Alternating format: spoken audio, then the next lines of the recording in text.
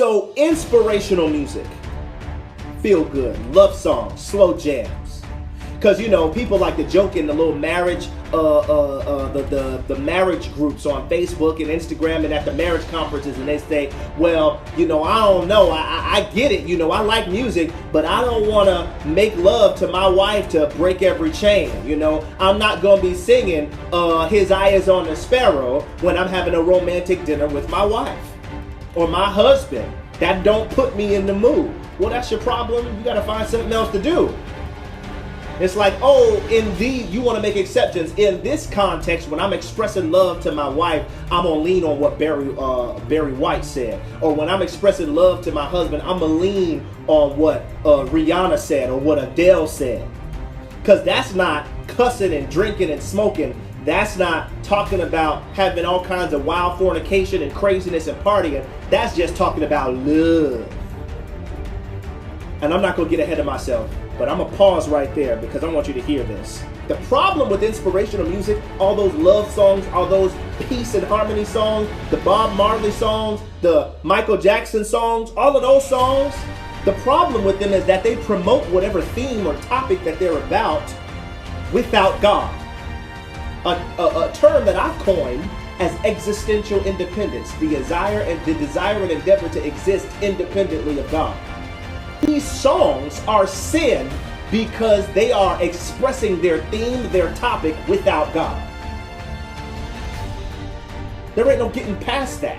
They're talking about a love, but not a love that is reinforced by your relationship with God. They're talking about a love that is reinforced by your lust or your flesh, or what they're calling as love is flesh. When they're talking about making love, they're not talking about intimacy between a husband and a wife. They're talking about intimacy between significant others. They're not talking about a godly love. They're talking about a love without God, which is not love, because God is love. A community, a world peace, a dwelling peacefully with your neighbor without God.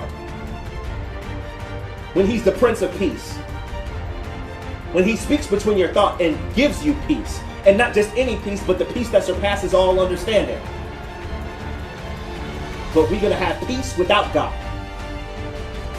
For God so loved Mars. No, when He said God so loved the world, He was talking about all of creation, and Mars is included in that, all of creation, but He wasn't specifically talking about His love of the planet Mars. We can't insert that into that original meaning because that's not what it meant. So we can't say, because Mars is its own world, then it means that now, if that's not what Jesus meant when He said it in John 3:16.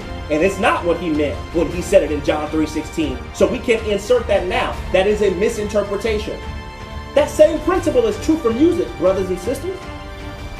You cannot take a song that was written as an expression of a sinner, an expression from a sinner on a topic.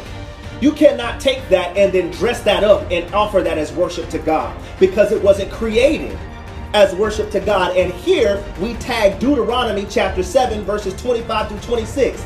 Do not mess with the idols, those things, the gold of those idols. Don't take from the silver. Don't eat the food that's in their foreign and idolatrous temples. Why? Because that food was prepared. That gold was fashioned. That silver was cut. Those diamonds were cut. They were made with the intention to worship this idol. And just like that, those music songs, those songs, that music, those lyrics were made with the intent to express a non-godly love, a non-godly peace, an antichrist perspective on wealth, or an antichrist perspective on success. Whatever it is, that was the intent. You cannot now take that and use it as worship to God.